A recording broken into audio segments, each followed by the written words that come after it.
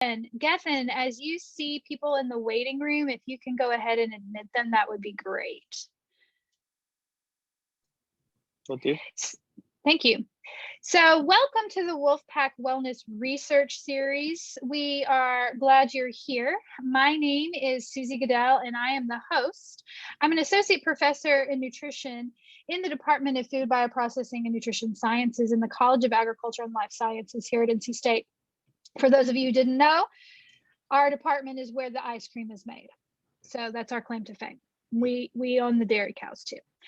The Wolfpack Wellness Research Series is a collaborative between the university's Wellness Advisory Committee, the NC State Libraries, and NC State's Wellness and Recreation.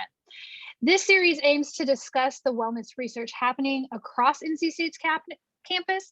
And as a reminder, there are many types of wellness, including physical, emotional, social, purpose, community, and financial wellness. So we'll explore all these different types of wellness and the research at NC State that's related to them in each of our shows.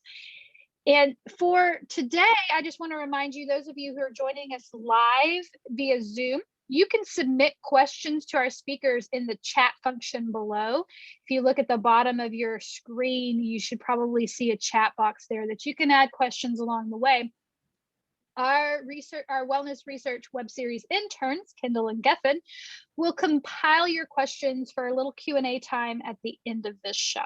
So today we're going to launch our show with our first guest. We're so excited to have Dr. Aaron Hipp with us. Dr. Hipp is an associate professor of community health and sustainability in the Department of Parks, Recreation, and Tourism Management in the Center of Geospatial Analytics.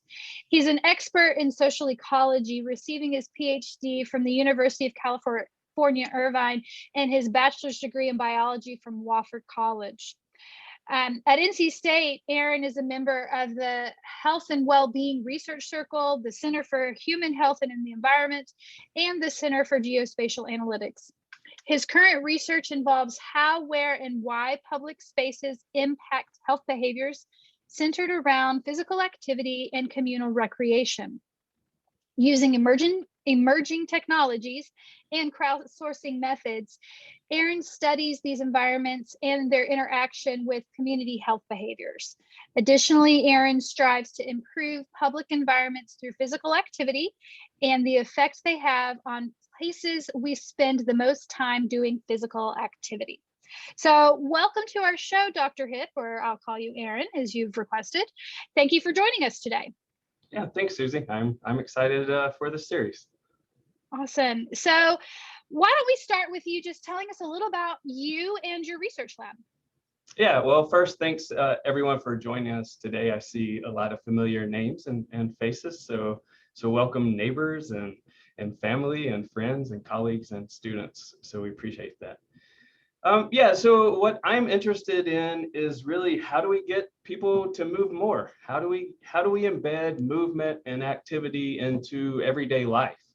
And I think a lot of that can be done through design so that you don't have to think about, hey, I need to go out and go for a run or I need to go out and play basketball, but that movement is just a part of your life because of good design.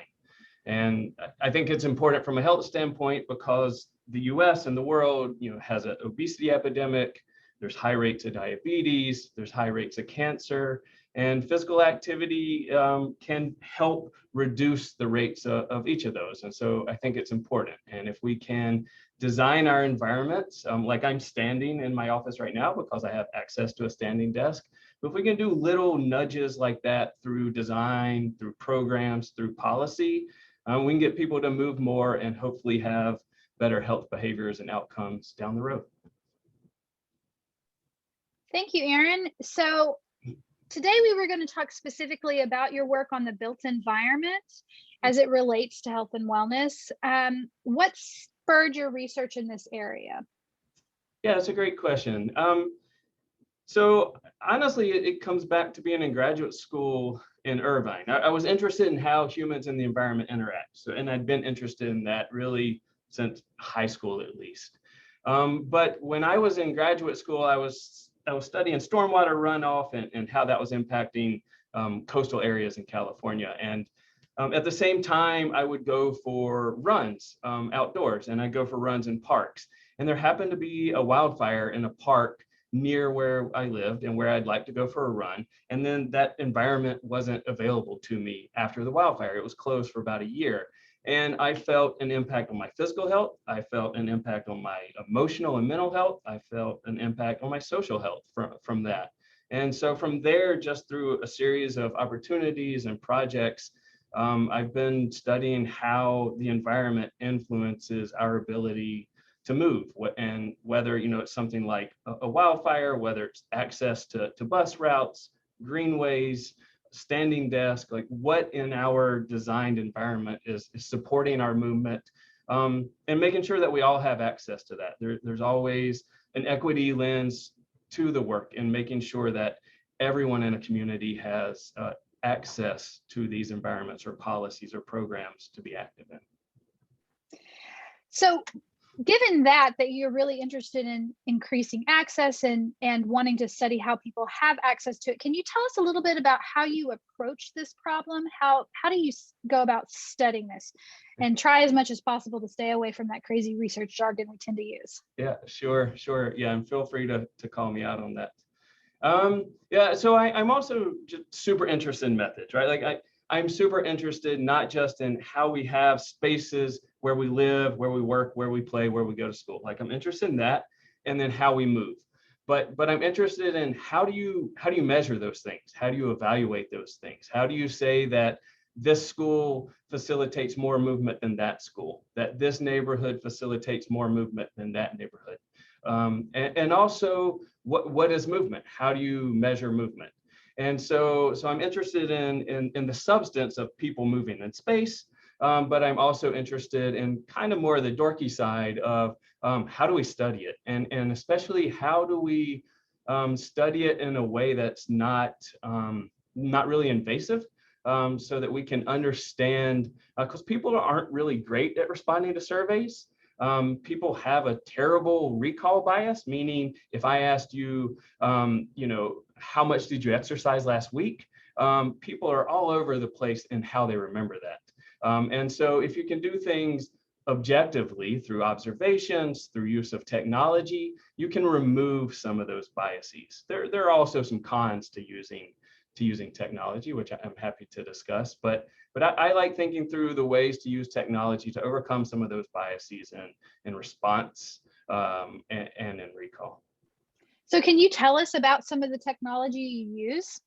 Yeah, so part of what I wanted to chat about today was the use of cameras, the use of images, the use of video to study both the environments where people are active, and how to measure that people are active in those environments.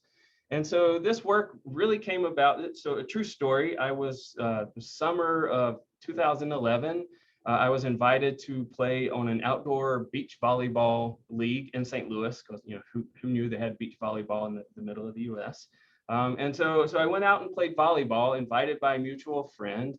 And there I met a computer scientist who had been looking for webcams on the internet, right? So when you watch the news in the morning, you can see webcams of the weather, or webcams of transportation, right? Like of intersections, or how busy the freeway is, or things like that.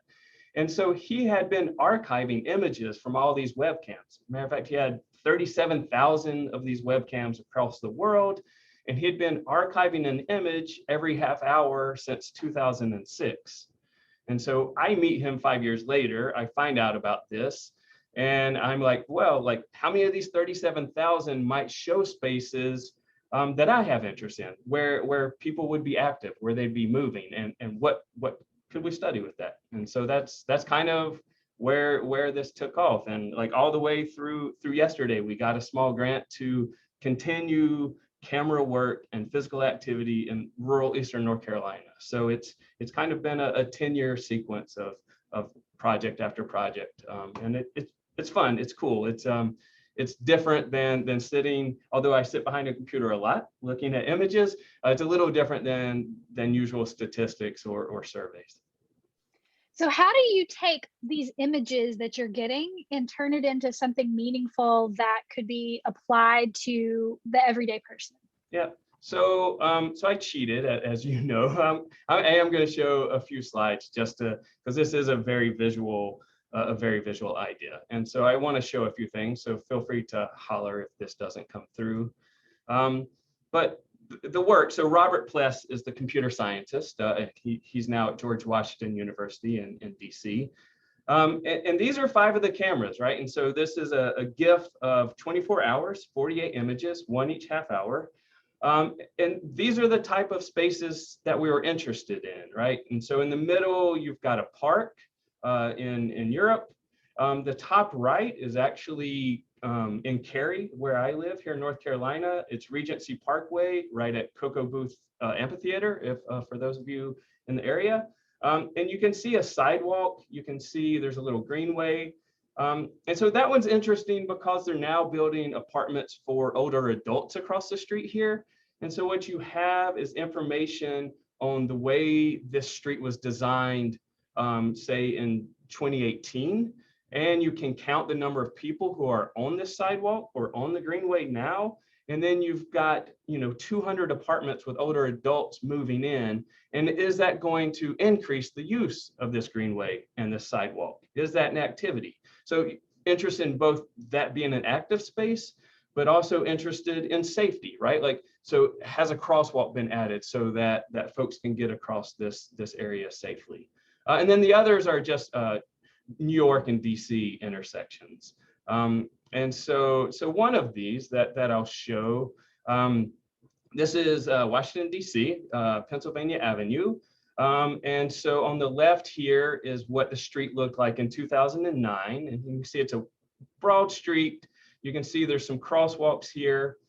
But then the street was slightly redesigned in 2010. And so down the middle now, this is actually a bicycle lane, a 2-way bicycle lane down the middle of Pennsylvania Avenue. You can see they repainted the crosswalk, so it's got this high visibility. So hopefully cars, recognize that it's a crosswalk and there may be people in this space. They painted this little area in the bottom with what we call a curb bulb, but essentially it means that if somebody's turning right, they have to pay attention to people walking or cycling, right? So all these are safety measures or things that might get people to come out more often. And it happened, so that's just from Google Earth, but it happened that there was a webcam available. And so you can see on the left, the webcam before the changes, and on the right, you can see the webcam after the changes. And so we literally put thousands of these images up on an Amazon web page and paid people a penny to mark every bicycle and every person they saw before this investment in bicycle and pedestrian infrastructure and after.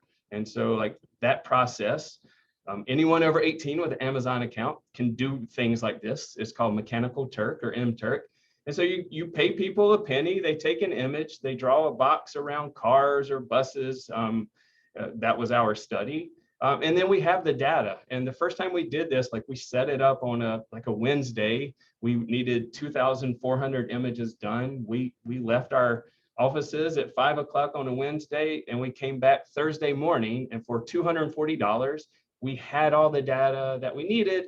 And we showed that when you change the infrastructure, you have 5 times more people there.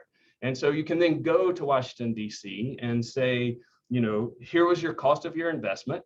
And by investing that money in these safer, more visible areas, you increase the number of people walking and cycling here 5-fold. And so that could have sustainability outcomes. It could obviously have health outcomes, infrastructure related, transportation related, behavior change and outcomes. And so that's what really got the ball rolling with all the research. Wow, it's really fascinating. Nikki's asked a question about this intersection in particular, in saying, do cars recognize these bike lanes? Do they actually understand how this all works? Or does this potentially increase, I'm going to add to her question and say, does this potentially increase safety issues because it's in the middle of the lane in particular?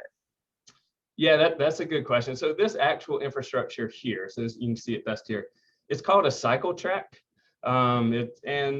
It's it's relatively common for it to be in the middle like this. So it's if you're most of the bike lanes around Raleigh are just on one side of the road, right on the far side of the road. So problems with that are when people turn right, also with doors opening, and so there can be challenges with that, which obviously neither of those things are very safe for the person biking. It also separates the bicycles from the pedestrians. You're not right up against maybe a sidewalk or something, or a bus stop, right? Like you don't have to deal with all these Amazon trucks or things like that that might park there. You can't really see it here, but there's those like plastic flapping bollards that you see in transportation areas. So there's some of that there to markate it. And then you can kind of see some cross hatching. So it's, the bike lane's got maybe 2 or 3 feet separated from the road. And these are really mostly used in areas where like there's a fair number of stoplights and cars aren't going to be going that fast, right? 25, 35 miles per hour, not in your 45, 55 mile per hour zones. But yeah, that's a nice question. Yeah. So given all this awesomeness, and this is just, I now have all these ideas for research myself, dealing with I did not know this technology existed, Aaron. So thank you for that. My question is, what is the most impactful or most important outcome that you found related to your research that you're like, yes, this makes a difference in people's wellness? Yeah, that's a nice question. I mean, I think in addition, I mean, it's the change. It's those areas where you can really show change. So like, this is just another example. It focused mostly here on the area on the right. This happens to be in Adelaide, Australia. And on the top there is what this plaza looked like before a renovation. And on the bottom is what it looked like afterwards. And so I think what the biggest impact is, these are called natural experiments. So like as a scientist, I had no control over this design, right? But the design was happening. And so I was able to study how the design impacted use. And so this was, I believe, a $32 million renovation of this plaza. And so to be able to, with like very little cost in doing this analysis, right? Like $240 for that example in Washington, DC. Like we can go and we have, shown Adelaide, like this is how the number and where people are. This is how it's changed after this $32 million renovation. And so like my bottom line is always physical activity, obesity related research, but money's what talks to city councils, to state legislatures, to federal legislatures. And so if you can tie that health benefit or change to dollars, if you can say your investment, there was a return in that investment associated with increased number of people walking here or cycling here, which may mean more people using the stores, more people using a light rail transportation here, fewer people in their cars, which have air quality reduction impacts.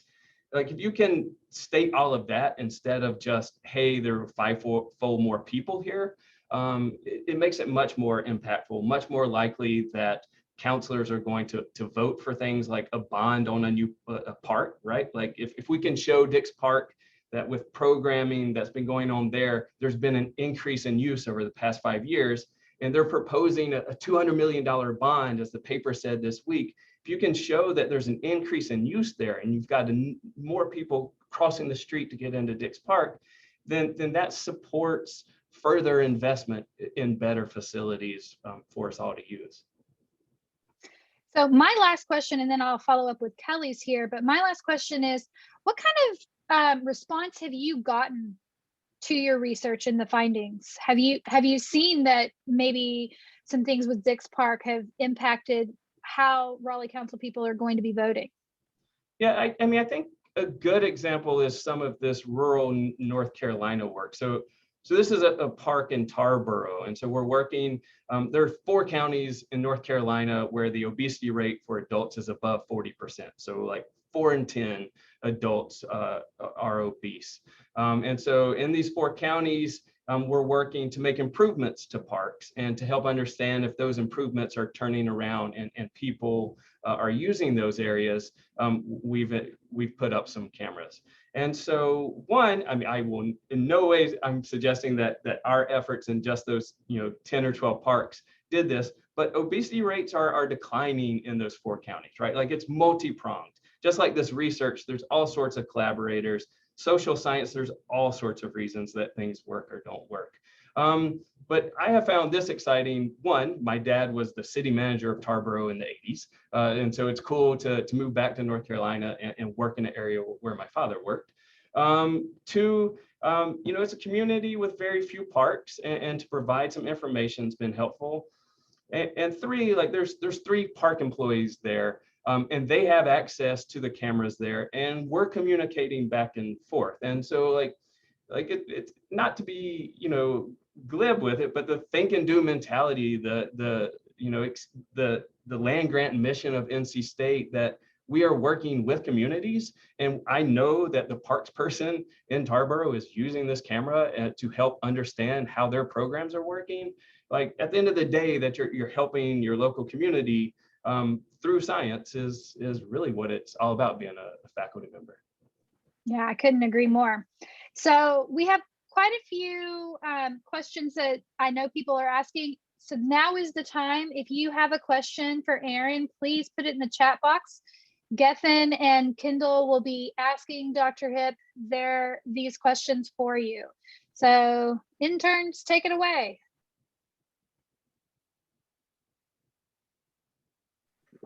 Okay. So Dr. Goodell, you already answered one of the questions. We have one from Kelly. She asked, how do you confirm the outsourced data miners take the identification job for Penny seriously? Is there a quality control? And she has a follow-up. Yeah. That's there's a lot in that question. So thanks, Kelly. There's a lot that we could go through there. I'll try and keep it somewhat simple. One, we work with research assistants, whether undergrad or grad, to do the same counts. And then we compare these Mechanical Turk workers who could be anywhere in the world who are getting paid a cent. So we compare the results of paid research assistants who've been trained to that. And so like one thing we found was you have to take 4 workers and take their combined results for it to be reliable and valid, for it to be true. And so it's technically 4 cents per image, right? Because you have to do each image 4 times to get to a truth rate that matches a trained undergrad or graduate research assistant. So that's a great question. And it's that way we're trying to use machine learning or artificial intelligence now for a lot of the work. And that's actually what this process is. So the boxes you see around people here is from a machine learning algorithm called TensorFlow, and it's like off the shelf. And so it gives you these counts of folks. It also gives you the space where they are. So you don't just have counts of people here, but you have the actual space where they are, so that you can say this area is used more or this area is used less. And so again, we work with undergraduates and graduate students who are paid $12 to $15 an hour to go through a bunch of images and look for it.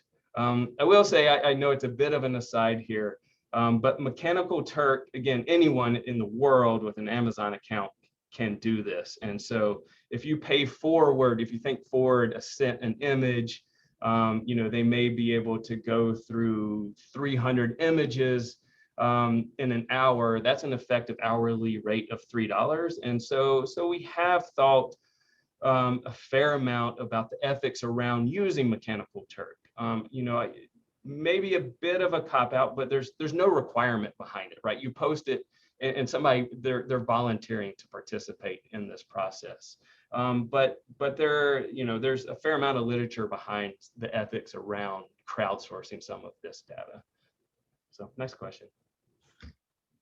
She had a follow-up question of, do you have any specific takeaways you want a high school student to know?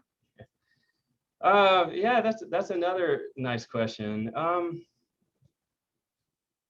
I think, well, one, like collaborating. I know in high school, undergrad, grad school, like students hate teamwork. Like they hate project work.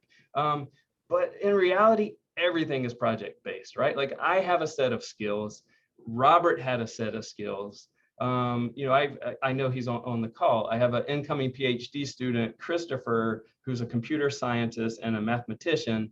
And like part of the reason in recruiting Christopher to come here is like he has a skill set that doesn't completely overlap mine, but there's some overlap there. And so together, I think we can do better work. And so I think that's one of them. In high school, I would also say, like, if somebody's asking you what you want to do when you grow up, it's fine to answer, but you may change. Like I would have never known that, at 43 when I was 17, that I would be doing something with images and cameras and back where I started kindergarten, right? And so you just never know where it's going to take you. So as you're able to say yes to opportunities and experiences and working with different and interesting people, I'd really try and do that. Great. And then we have another question from Ken and Yvonne Morrison. They ask, is NC State working with other universities to gather data across the nation? Yeah, that's also a really nice question. So there's other groups. So like what I have focused on for these 26 minutes has been like the counts of people, but we also are doing things about better detailing the space. And so this obviously is not Tarboro, North Carolina. This is Miami Beach, Florida. And so we're also using images like Google Street View here to better understand the design of space. And so with this, we're working with the CDC, the Center for Disease Control, and they have a whole community that's coming together of Canadians and Americans who are working to understand the way to use images and the way to automate computers to understand things like where is every sidewalk in the US, because there's not that information. And so that, again, that I can't do that alone.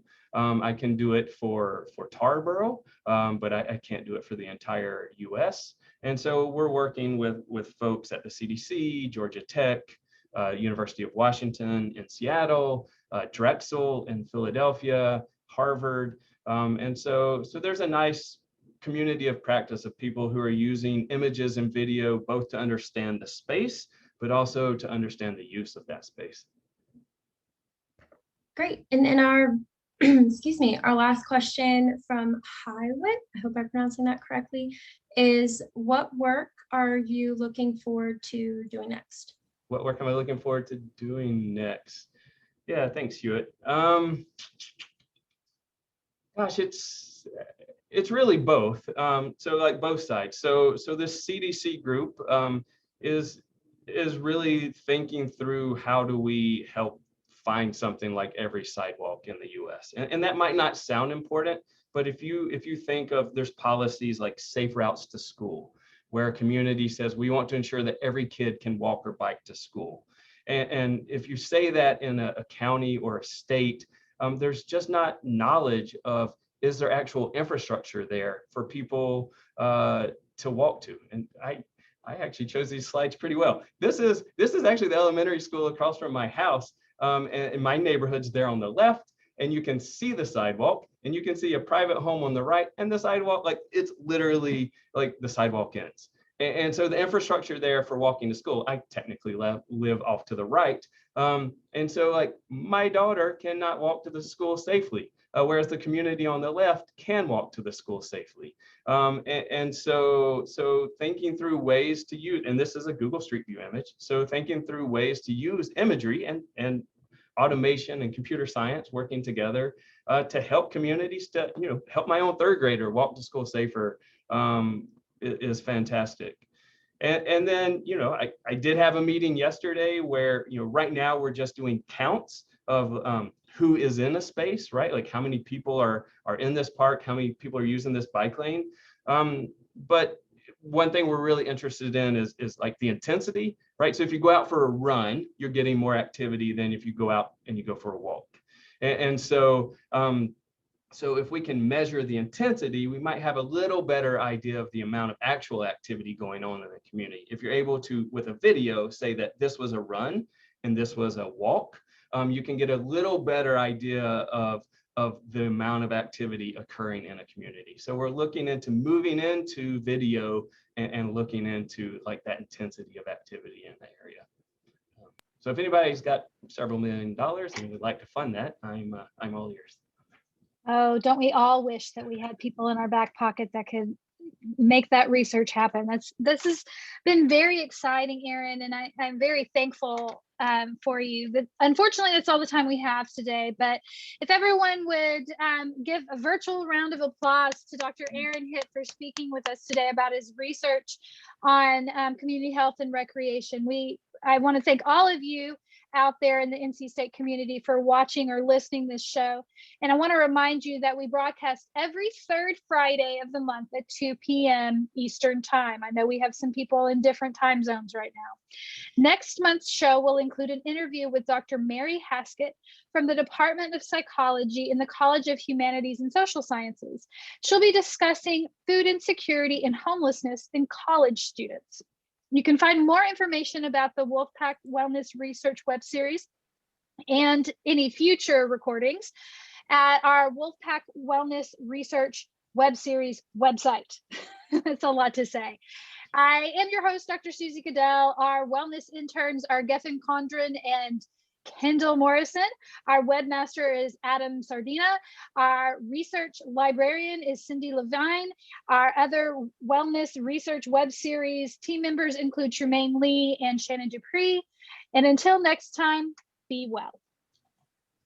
Thanks, everyone. Thank y'all. Appreciate folks showing up. Thank you, everyone.